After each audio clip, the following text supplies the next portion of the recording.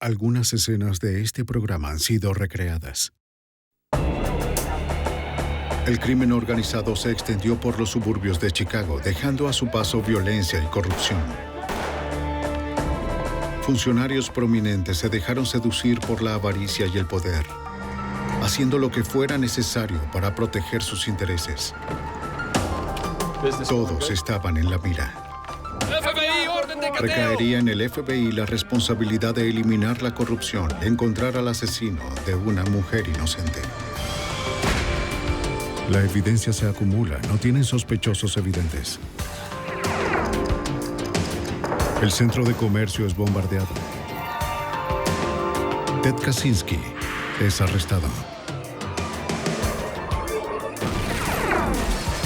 Fugitivo a un prófugo.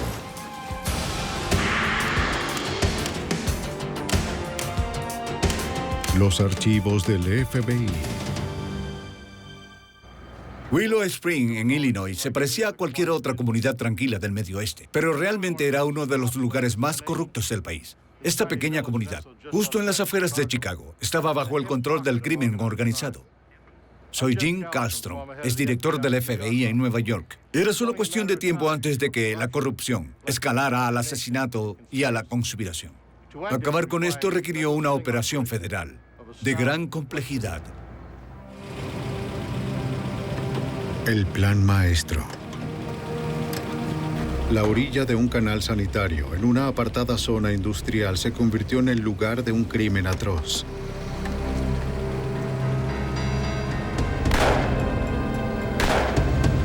Los asesinos fueron rápidos y meticulosos. Cerca de ahí, 2 oficiales de policía hacían su patrullaje nocturno. Y cuando oyeron los disparos, se alarmaron.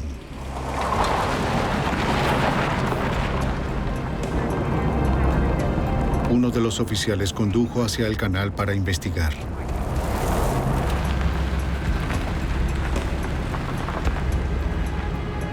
No encontró nada en la zona desolada.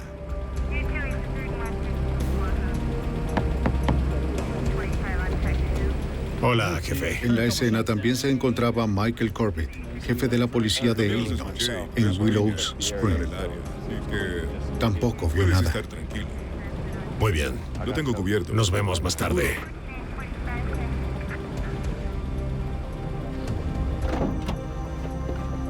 Al día siguiente, un prominente fiscal llamó a la policía para reportar la desaparición de su esposa. Señor Masters, le haremos preguntas. El teniente Howard Vanek, del departamento del alguacil del condado de Cook, y su compañero respondieron la llamada. El fiscal Allen Masters dijo que su esposa Diane salió la noche anterior con algunos amigos y colegas de una universidad local donde Luego de la trabajaba. reunión, algunos miembros de la Junta fueron a un bar. Nunca regresó a casa. Tampoco había ninguna señal de su Cadillac amarillo. Dijo que hizo llamadas para tratar de localizarla hasta las 2 de la mañana, pero al final desistió. Para los oficiales, esta información tenía poco valor. Disculpen un momento.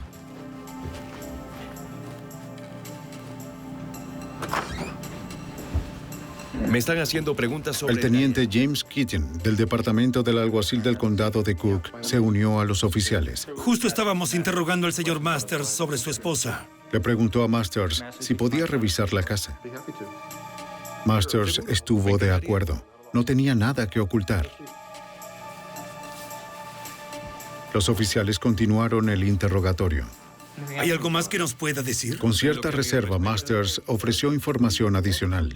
Es un profesor... Sospechaba que su esposa Diane tenía una aventura amorosa. Alguien que trabaja con ella. No sé quién es ni tampoco... Tal vez los 2 amantes habían huido juntos. Solo tengo mis sospechas. Disculpen, pero creo que tenemos que concluir la visita. El teniente Vanek quería investigar más y revisar él mismo la casa. Señor, creo que tenemos que inspeccionar aquí. Los maridos siempre tienen sus sospechas cuando sus mujeres desaparecen. Tenemos que seguir buscando. Mire, aquí falta algo. Pero el teniente Keating intervino. Señor, el procedimiento es que 2 No iba a permitirlo. En su opinión, ya todo se había revisado. Lo siento, señor. Vámonos ya. Vanek estaba molesto. No sabía por qué Keating desautorizaba su investigación. Afuera, Keating confrontó al teniente Vanek, diciéndole que no molestara. No hay ninguna evidencia. Para el Masters no era sospechoso. Pero Vanek no estaba de acuerdo, y así se lo hizo saber. ¿Sabes qué? Es mi Justo caso. cuando los dos hombres estaban a punto de estallar, Michael Corbett, jefe de la policía de Willow Spring, llegó a la escena. ¡Basta! Vamos, tranquilos. Se supone que están en el mismo bando. Vamos. Keating tendría la última palabra. Estás fuera del caso. Olvídalo. Estás fuera del caso, amigo. ¿Entendiste?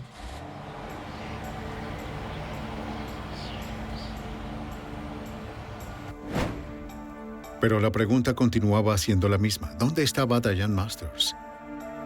Su desaparición atrajo la atención de los medios. Diane, si nos permites, llegó el momento de cortar. Era muy activa en la comunidad local.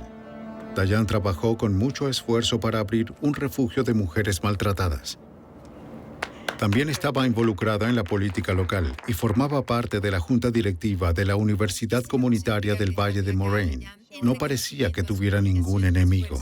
Que hicieron posible la apertura de este centro de crisis tan necesario en esta comunidad. Pero los investigadores descubrieron otros detalles. Los amigos de Diane reportaron que su esposo era un controlador abusivo Tarde o temprano y iba... que Diane planeaba solicitar el divorcio. ¿Sabías que tarde El o auxiliar del fiscal federal Tom Scorza siguió el caso.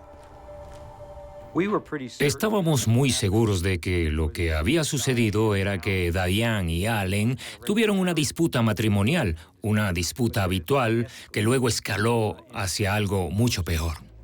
Ya puede entrar. La investigación de Scorza pronto reveló que Allen Masters era más que solo un mal marido. Hola, Al. ¿Cómo Se estás? rumoraba que Allen Masters sobornaba a funcionarios locales y oficiales de policía para asegurar resultados Muy bien, favorables muy bien. a sus ¿Cómo te clientes. fue? Nada de qué preocuparse. La corrupción se extendió hasta las más altas esferas de las fuerzas de la ley. Al parecer, con frecuencia, Masters solicitaba la ayuda del jefe Corbett. Si no vuelvo a escuchar acerca de esto, habrá valido cada centavo. Bien. También se rumoraba que tanto Masters como el jefe Corbett estaban involucrados en la protección de algunas de las bandas de apuestas y prostitución de la mafia de Chicago, que operaban en clubes por todo el condado de Cook. Pero los investigadores estaban enfocados solamente en la desaparición de Diane. Sin ninguna evidencia y con pocas pistas, la investigación se estancó.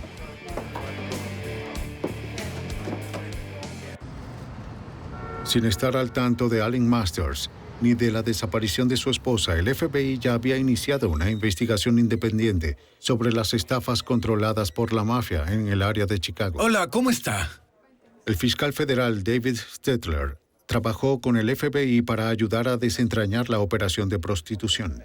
Bien, muchas gracias. En aquel momento había numerosos antros de espectáculos nudistas, los que se podía ir, y muchos eran solo fachadas para la prostitución, así que podías entrar con la idea de ver mujeres bailando desnudas en el escenario y, por un buen precio, retirarte a un cubículo en la parte de atrás para entablar alguna forma de actividad sexual o de otra índole con las bailarinas.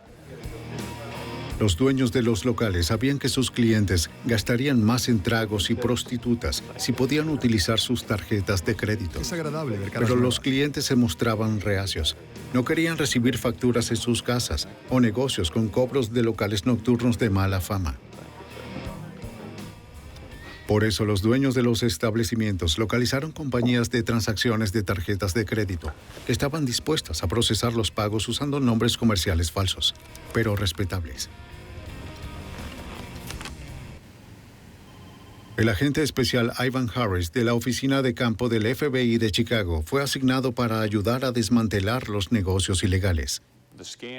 El fraude consistía en usar varias compañías para lavar las tarjetas de crédito a través de sus negocios, de modo que pareciera que los ejecutivos estaban comiendo en un restaurante o utilizaban el servicio de una limusina cuando en realidad el pago era por prostitución. Muy bien. Larry Wright era propietario de una de estas compañías. Wright recolectaba las transacciones de la semana de los locales nocturnos y las procesaba a través de su firma, la National Credit Service, o NCS por sus siglas en inglés. Uno de sus clientes era Joseph Moran, el propietario de un local que era la fachada de un prostíbulo controlado por la mafia. Wright quería expandir sus propias operaciones. Se acercó a Moran con la idea de abrir un club de apuestas ilegal. Sí, es muy modesta. No tuve oportunidad de entrevistarla. Moran deseaba ayudar al hombre que le hacía ganar dinero. Ella baila con mucho ritmo. Wright pagaría de antemano a la policía local por los servicios de protección para no ser delatado ni arrestado. Bien, ¿te sientes cómodo con esto? Moran era el sujeto que podía arreglar ese tipo de protección y Wright estaba más que dispuesto a pagar. Listo. Seguro, él es... Moran arregló el encuentro en el departamento de policía de Willow Springs. Confío en él por completo. Bien. Se llevaría a cabo con el jefe de la policía, Michael Corbett. Se decía que Corbett había sido elegido por el jefe de la mafia de Chicago para monitorear y proteger sus intereses en Willow Springs y sus predios cercanos. En la calle se escuchaba que nadie podía hacer nada en Willow Springs sin el permiso del jefe de policía, Mike Corbett. El mensaje también era el mismo para casi todos con los que hablaras, que él era tan poderoso que estaba bien relacionado que no se podía hacer nada al respecto. No quiero recibir una visita inesperada. Corbett estuvo de acuerdo en ayudar a Larry Wright a establecer una nueva operación de apuestas. Todavía no. A cambio, Corbett le aseguró que no recibiría molestia alguna ni sería molestado por ninguno de sus oficiales. Larry Wright ya estaba encaminado. Regresó a su compañía, la National Credit Service, que operaba en un local no identificado frente al estacionamiento de un centro de oficinas. Wright trabajaba con otros 2 miembros del personal. Me fue muy bien. Larry. Pero no eran empleados comunes. Justo como quería. La NCS no era solo un servicio de transacciones de tarjetas para actividades ilegales. Era un frente del FBI.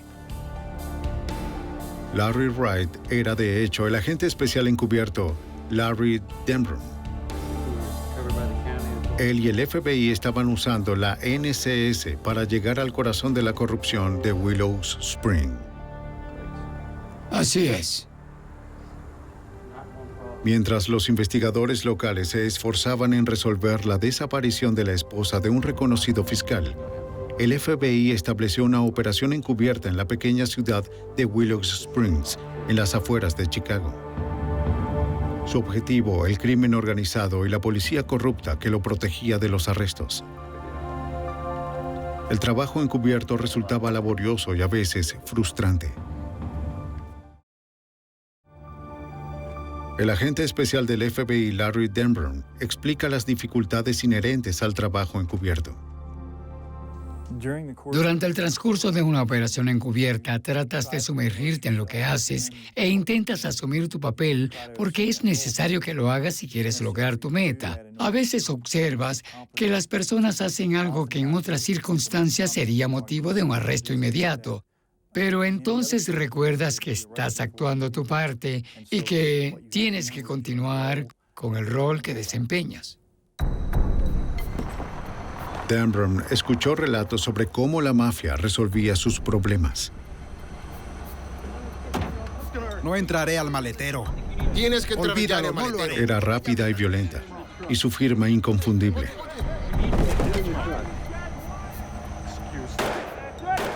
Dos balas en la cabeza. No había lugar para errores.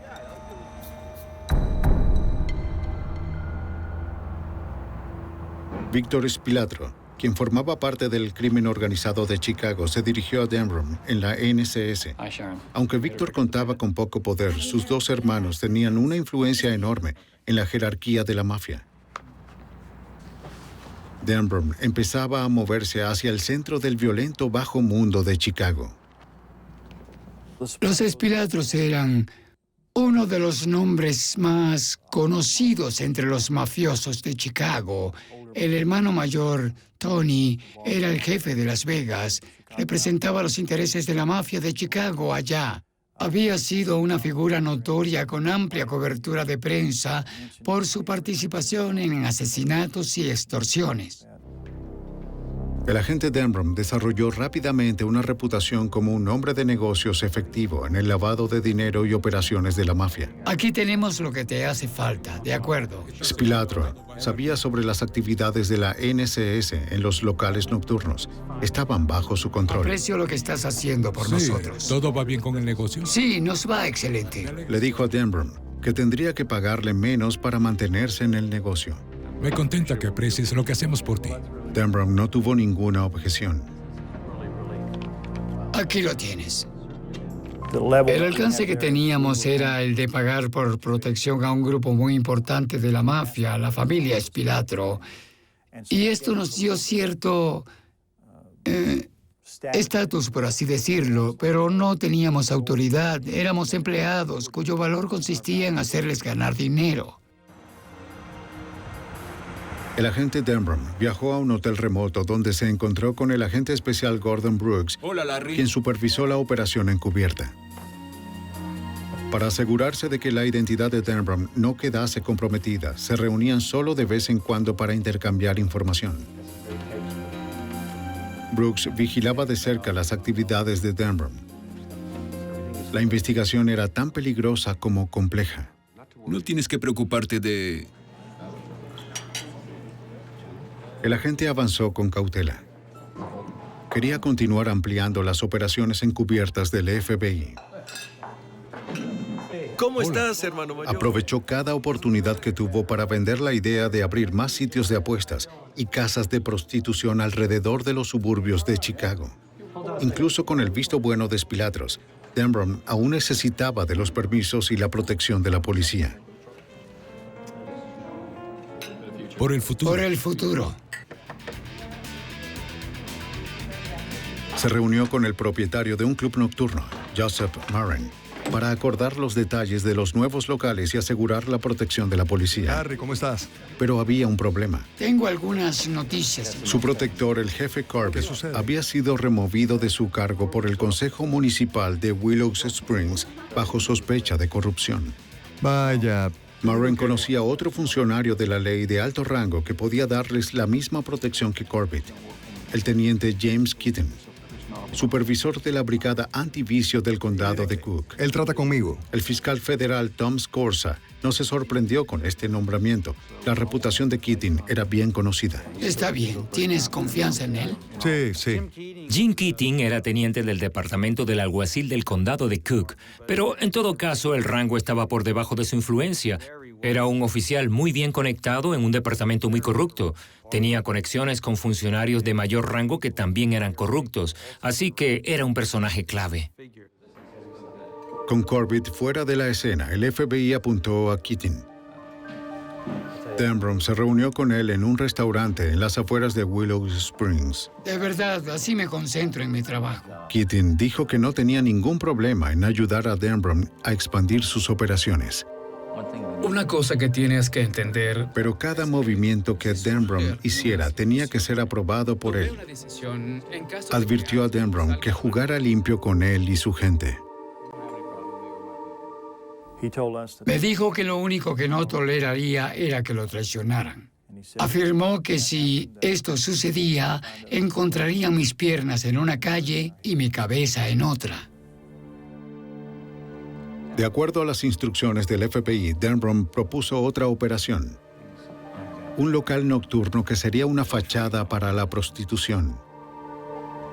Y le dio al teniente el primero de muchos pagos para garantizar la protección policial. Bien. Antes de irse, Keating mencionó a alguien que podía ayudar.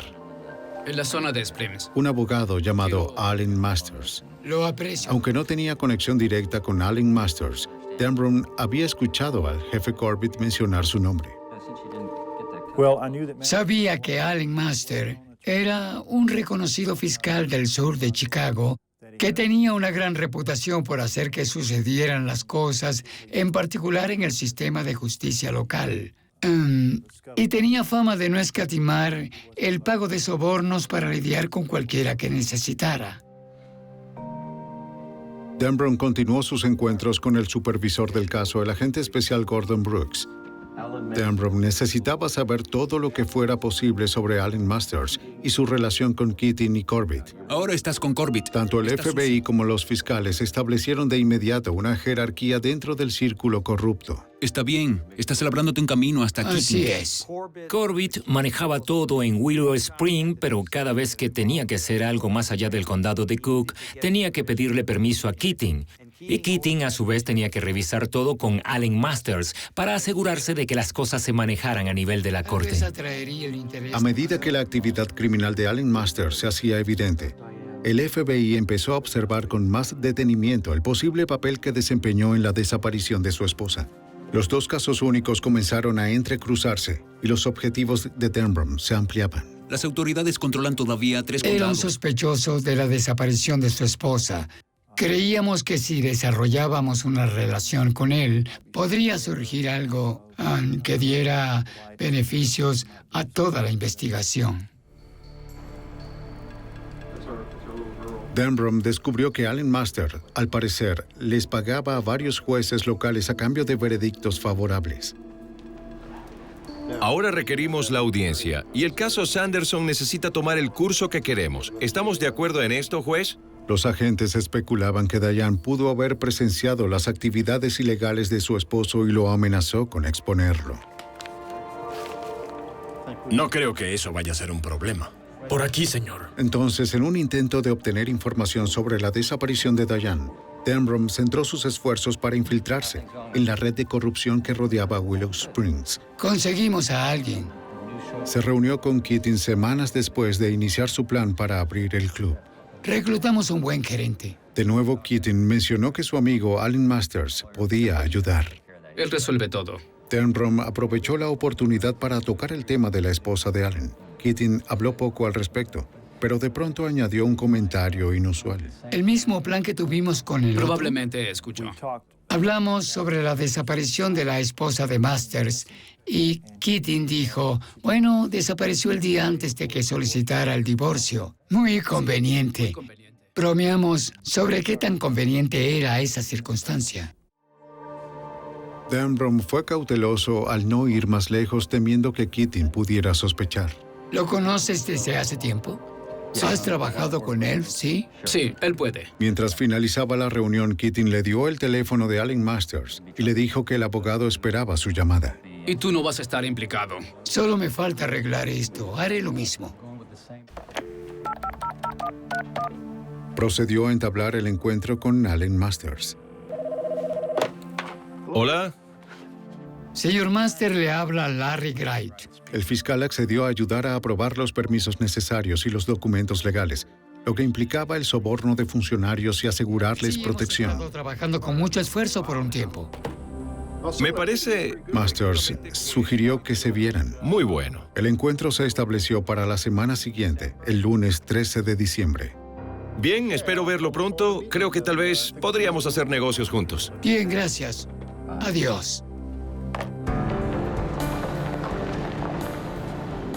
Sin embargo, antes de que la reunión se realizara, un oficial de policía que patrullaba cerca del canal sanitario de Willow Springs notó algo inusual. Unas huellas de neumáticos en dirección al canal. De inmediato pidió apoyo. Poco sabía que acababa de abrir la tapa del bajo mundo de Willow Springs. Necesitamos demarcar el área. Mientras el FBI continuaba su operación encubierta en Willow Springs, un suburbio de Chicago, un oficial en su patrullaje de rutina hizo un descubrimiento alarmante. Unas huellas de neumáticos que se dirigían directamente al canal sanitario. Los oficiales de policía, junto a un equipo de buceo, respondieron al llamado. La supervisión de la investigación estaba a cargo de James Ross, un oficial honesto designado por el Consejo Municipal para reemplazar a Michael Corbett. Aunque Corbett ya no estaba en el departamento, su legado de corrupción continuaba.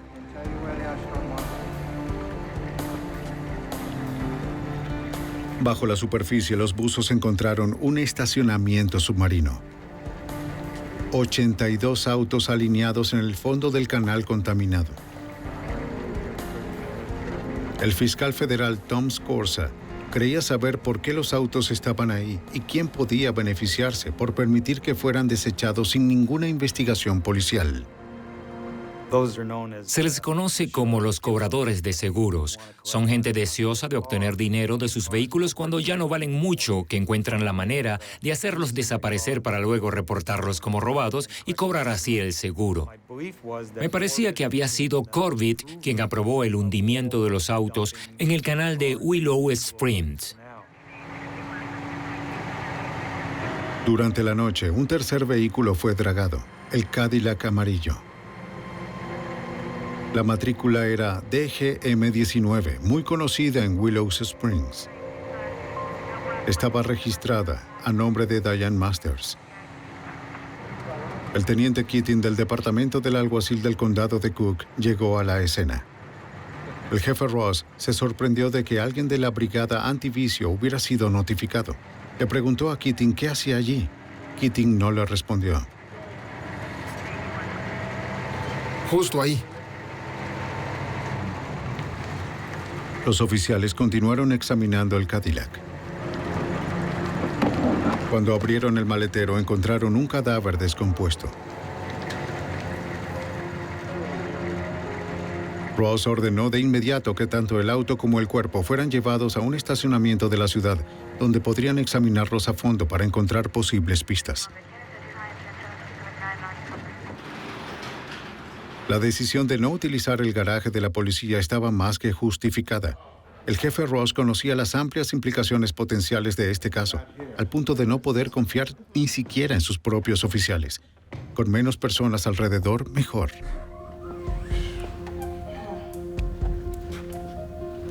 La policía estatal examinó tanto el auto como el cuerpo en la búsqueda de evidencias.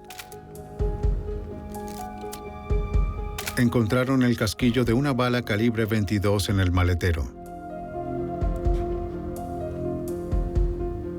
Las llaves estaban en el encendido. Un tanto escalofriante resultó el hecho de que el reloj de la difunta y el del tablero marcaban la misma hora, la 1:50. Retiraron el cuerpo para realizar una amplia investigación forense. El equipo forense que examinó el cadáver encontró que el cráneo estaba aplastado. También descubrió 2 agujeros de bala en el pómulo izquierdo. Los fragmentos de bala dentro del cráneo fueron removidos y enviados al laboratorio del FBI para un análisis balístico.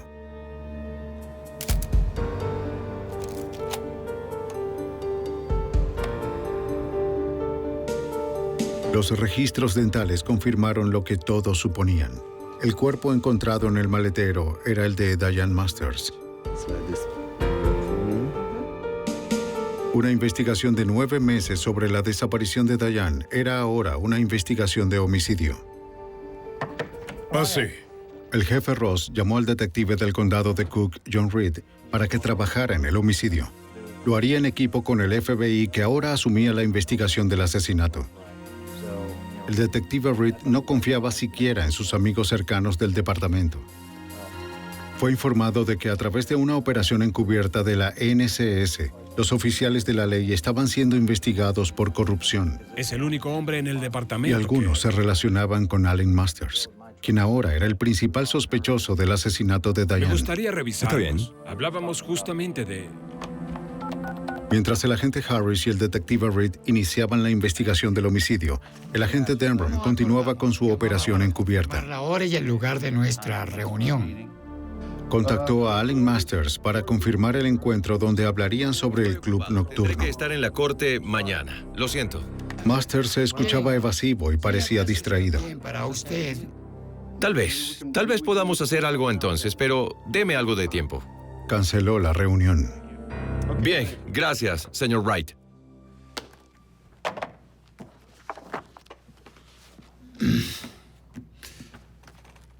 Denbrough de inmediato llamó a Keating.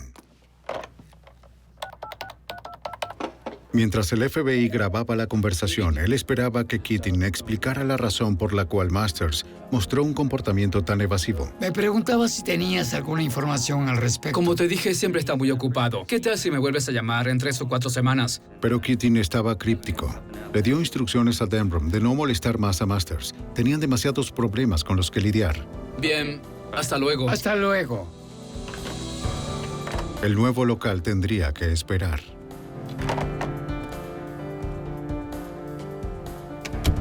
¿Qué tienes para mí? Aquí tengo las transcripciones. Denbrough se reunió con el agente Brooks. Masters y Keating parecían estar nerviosos desde que el cuerpo de Diane fue descubierto, pero había muy poca evidencia como para culpar a cualquiera de los dos del homicidio. Tal vez Denbrough había pasado algo por alto. Le entregó a Brooks la cinta de las conversaciones grabadas con Keating. Esto los va a incriminar. Los tenemos. ¿Puedo escucharlo de nuevo? Keating. Durante los meses que siguieron, la oficina del fiscal federal, el departamento del alguacil del condado de Cook y el FBI comenzaron el proceso de unir las distintas investigaciones. Está bien. Así es. Allen Masters era la conexión entre el teniente del condado de Cook, James Keating, y el ex jefe de policía de Willow Springs, Michael Corbett. De ser así, podemos poner... Dependería de los fiscales armar un caso al probar que 3 hombres y todas sus actividades representaban una organización criminal en curso. Está bien, si pueden continuar con la acusación de Rico, lo que tuvimos que hacer para culpar a Masters, Corbett y Keating de un conjunto de actividades que incluían homicidio fue probar cómo armaron una organización criminal, una minimafia. Aprecio mucho el encuentro con usted esta noche, señora Capps. Si a ustedes no les... Lo primero que hicieron el detective Reed y el agente Harris fue entrevistar a los amigos de Diane que estuvieron con ella la noche cuando desapareció. Dijo haberla seguido hasta su casa esa noche. Una de las colegas de Diane, Genevieve Capstaff, de hecho la siguió hasta su casa aquella noche después de la reunión de la junta. Solo quería ver, así que la seguí. Capstaff indicó que quienes trabajaban con ella en la junta de la Universidad Comunitaria de Moraine sospechaban de la existencia de un romance con un profesor de economía. Admitió que quería ver si los dos se iban a encontrar. Y la siguió hasta su calle. Cuando se dio cuenta de que Diane regresaba a casa, continuó su camino. ¿Hay algo más que me pueda decir? Un interrogatorio más a fondo reveló que todos los miembros de la Junta de la Universidad Comunitaria, incluyendo Diane, recibieron una póliza de seguro de vida de $100,000 como parte de sus beneficios laborales. Bien, pero eso solo cubre... La póliza especificaba que los beneficios se pagarían solo si el miembro de la Junta moría mientras se trasladaba desde y hasta las reuniones de la Junta. Esta se anulaba una vez que el miembro ingresara en su casa. Eso es todo, pero... Allen Masters señaló que Diane nunca llegó a casa aquella noche. En consecuencia, podía cobrar la póliza de seguro.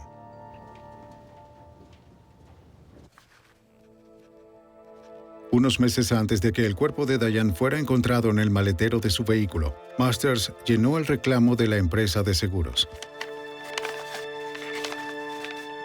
y lo envió luego de completar todo el papeleo. Aunque la muerte de Diane no había sido corroborada todavía, Masters logró que un juez la declarara legalmente muerta. Como resultado, estaba a punto de recibir $100,000.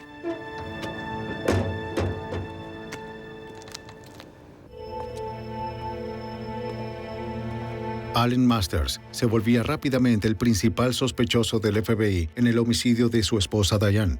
Poco después de que su cuerpo fuera encontrado, los investigadores se enteraron de que había presentado un reclamo ante la compañía de seguros de su esposa.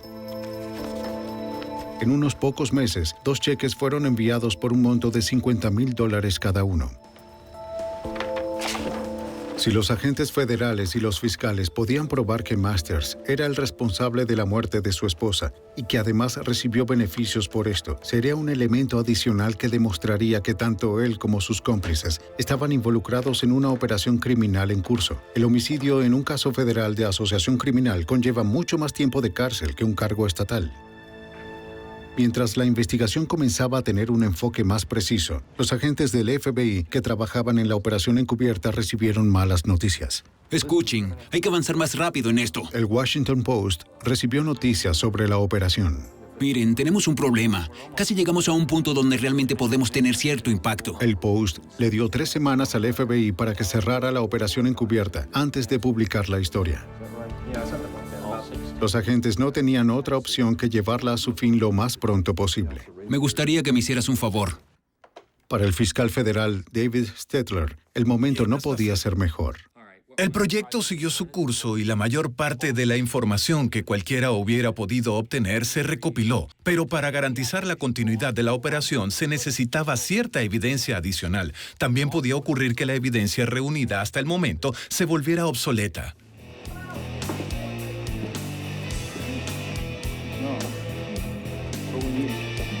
Los agentes unieron meticulosamente las piezas de una red de corrupción que se extendía a los locales nocturnos bajo el control de la mafia. Había llegado el momento de cerrarlos. ¡Dese la vuelta! ¡Vamos, FBI! ¡Abran la puerta! ¡Abran la puerta! El FBI abordó todos los locales nocturnos la misma noche con un despliegue enorme. Cientos de oficiales y agentes llevaron a cabo una redada en más de una docena de locales del condado de Cook, incluyendo los de Willow Springs. Venga, las manos atrás. Por aquí. Deténgase. En silencio. Dentro de los locales, los agentes federales recolectaron gran cantidad de evidencias incriminatorias. ¿Lo tienen? ¿Seguro? Buen trabajo. Seguro. Dese la vuelta. 55 personas fueron inculpadas, incluyendo a Joseph Murren, propietario de un local, Tony Spilatro y su hermano Víctor. Fueron declarados culpables tanto en la Corte Estatal como en la Federal por extorsión, prostitución, soborno y asociación para delinquir. Muchos funcionarios del Departamento del Alguacil del Condado de Cook, entre otros oficiales del Departamento de Policía de Willow Springs, fueron acusados y condenados por proteger esos negocios. Muévase, rápido. Luego de 3 años encubiertos, la operación se cerró oficialmente. ¿Cuál es el nombre de su amigo? Para el agente encubierto Larry Denham, era el momento de abandonar el papel de Larry Wright. Diría que el final fue de euforia y decepción al mismo tiempo. La decepción de estar al tanto de que había muchas más oportunidades de identificar otras actividades criminales. Sabíamos que se trataba de un buen trabajo, que recolectamos una enorme cantidad de evidencia y que logramos ver realmente algunas de las actividades delictivas que se estaban llevando a cabo.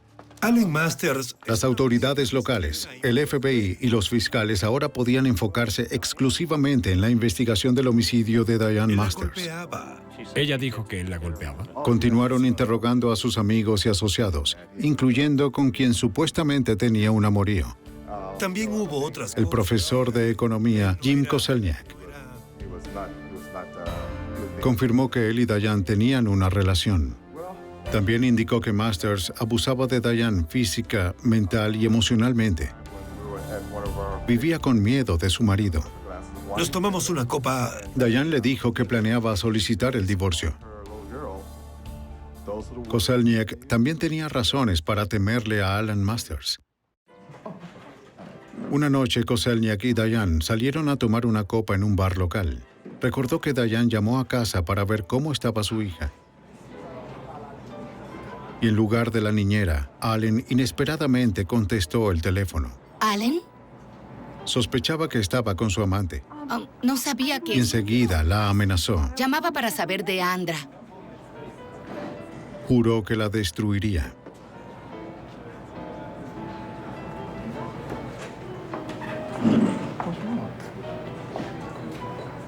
Koselniak comentó que Diane regresó muy molesta después de la llamada. Se dirigió a la barra para buscar otros tragos. De pronto se le acercó un individuo que lo confrontó con una serie de preguntas. Sí, lo hago. El hombre nunca se identificó. 10, 12 años. Le preguntó a Koselniak cuál era su nombre y dónde trabajaba. Koselniak. Aunque el sujeto no dijo nada más, Koselniak sintió que acababa de recibir una amenaza. Mantente lejos de Dayan.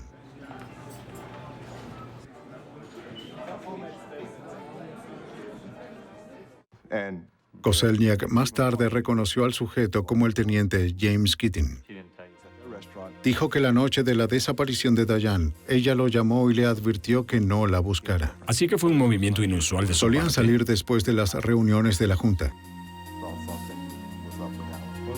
Pero últimamente habían tenido problemas por el comportamiento de Allen. Bien, entonces fuimos a otro restaurante. Koselniak siguió su consejo y canceló los planes. Mas nunca volvió a ver a Dayan.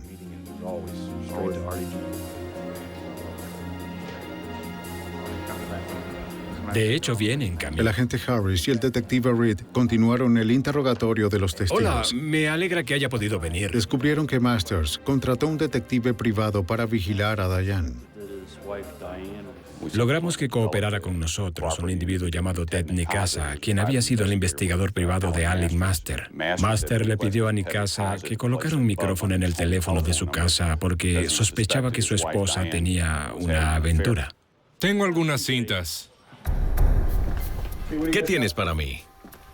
Nicasa le dijo a los investigadores que el micrófono había sido un éxito al exponer el amorío de Dayan y Koselniak. Ted Nicasa reprodujo la conversación telefónica registrada en la cinta donde Dayan hablaba de una manera muy sensual con su novio Jim Koselniak.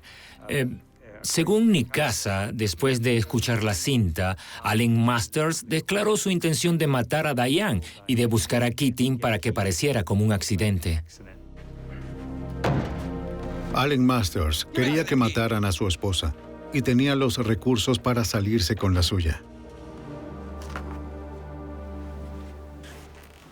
El FBI y las autoridades locales continuaron descubriendo evidencias en contra de Allen Masters y sus socios que apuntaban a una conspiración para asesinar a Dayan, la esposa de Allen. A través de un investigador privado contratado por Allen Masters, la aventura amorosa de Dayan quedó expuesta. La furia de Allen estaba fuera de control. Pero los investigadores no contaban con una evidencia sólida para acusarlo de asesinato. Después de 5 años de una investigación exhaustiva, eso estaba a punto de cambiar. Tenía la intención de mandar a matar a Dayan. Descubrieron que un oficial de policía del condado de Cook, Jack Bachman, estaba dispuesto a declarar. Este tenía información valiosa sobre el caso. Bachman tenía mucho temor de las consecuencias que tendría hacer la denuncia por su propia cuenta. ¿Dijo alguna palabra? Afirmó que se le acercaron con la propuesta de asesinar a Dayan. La oferta vino del teniente James Keating. Bachman mantuvo una serie de conversaciones con Keating y al final Keating le preguntó si estaría interesado en acechar y matar a Dayan Masters. Bachman dijo que Keating le ofreció $25,000 para cometer el crimen. Michael Corbett, el jefe de la policía, ya había acordado deshacerse del cuerpo. El jefe Corbett. Bachman declinó la oferta. No, señor. Lo siento. No puedo estar involucrado en algo así. A través de Keating y con toda la claridad del caso, Masters solicitó un homicidio. Esta reunión que acabamos de tener. Bueno, no. Esta fue la última pista que el fiscal Scorza necesitaba para proceder con la acusación. Eliminarla y le pregunté qué intentaba decir. Lo que pudimos demostrar fue que cuando Allen decidió matar a su esposa, solo era capaz de recurrir a 2 oficiales de policía que habían estado involucrados con él en actividades criminales y de corrupción. Que tanto la planificación del homicidio como el hecho de haberlo solicitado eran actividades típicas de una asociación criminal. Las piezas finalmente se juntaron. Los investigadores armaron un posible escenario del asesinato de Dayan Masters.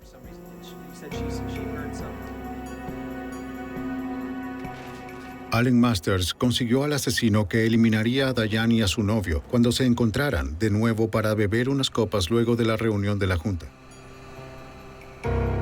No obstante, Diane y Koselniak no se vieron aquella noche.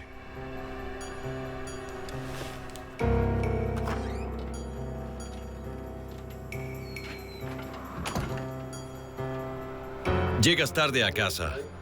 La reunión terminó tarde. Furioso, Masters tomó el asunto en sus propias manos. Allen Masters estaba en casa, cuidando a su pequeña hija, mientras armaba una coartada con llamadas de larga distancia para poder demostrar que no había salido. Nunca se imaginó que su esposa iba a entrar por la puerta aquel día, pero así fue. Cuando comenzó a desvestirse, él la golpeó con un objeto contundente, le dio 2 golpes en la cabeza. Masters entonces llamó al jefe Corbett, quien vino con un cómplice desconocido para deshacerse del cadáver. Arrojaron el cuerpo de Diane en el maletero de su Cadillac. Luego Corbett se alejó con el cómplice, mientras Masters se quedaba en casa con su hija. Condujeron hasta el lejano canal sanitario.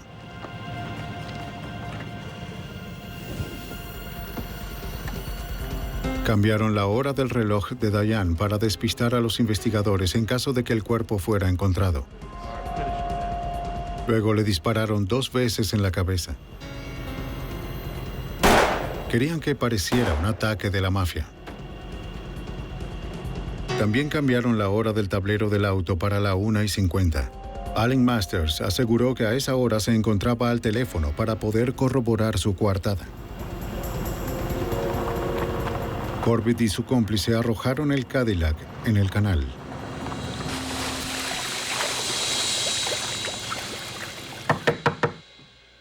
En junio de 1988, 6 años después del asesinato de Diane, los investigadores presentaron cargos en contra de los 3 conspiradores. Sí, conozco mis derechos. El ex jefe de la policía, Michael Corbett, fue arrestado por cargos de asociación para delinquir, soborno, conspiración para asesinar y encubrimiento del asesinato de Diane Masters. El agente especial Ivan Harris intentó que confesara. Mike Corbett posteriormente confesó que de hecho había sido la persona que dejó el Cadillac de Diane en el canal. Rechazó tener conocimiento alguno de que se encontrara en el maletero en ese momento. FBI, hágase a un lado. ¡No se muevan! El siguiente en ser arrestado fue el teniente del condado de Cook, James Keaton, bajo los mismos cargos federales. Tiene derecho a permanecer callado. También negó estar involucrado en el asesinato de Diane. Y por último, Allen Masters, además de ser acusado por asociación para delinquir y soborno, se le incluyeron los de planificar, ayudar e instigar el homicidio de su esposa. Si tiene alguna pregunta, o si así lo desea. Los fiscales no contaban con suficiente evidencia sólida para culpar a los conspiradores del homicidio de Diane. El fiscal Tom Scorza fue capaz de unir de manera exitosa las actividades criminales para el jurado. Masters fue acusado en todas las cortes. Cobrar la suma de $100,000 de la compañía de seguro luego de haber asesinado a su esposa también hizo que lo culparan de fraude postal. Recibió un total de 40 años hasta el final de su vida. El ex jefe de la policía Michael Corbett recibió 20 años y James Keaton fue acusado y sentenciado a más de 30 años. El caso de los Masters fue especial en mi experiencia porque no había una sola pieza de evidencia que probara su culpabilidad. Lo que sí había eran miles de piezas pequeñas que armaron un mosaico. Eso fue lo que hizo que el caso resultara intrigante y muy difícil de presentar. Fue todo un reto exponerlo al jurado, pero resultó ser una historia estupenda porque al final el jurado pudo ver cómo una evidencia por aquí y otra por allá armaron la historia completa. La conspiración entre 3 compañeros envueltos en una gran cantidad de actividades criminales hasta llegar a la más extrema, el asesinato de Diane Masters. Hay que poner esto aquí. La investigación encubierta que el agente Denbrom supervisó, además del trabajo de otros agentes del FBI, expusieron una red de corrupción profundamente arraigada en el condado de Cook que lograron erradicar por completo.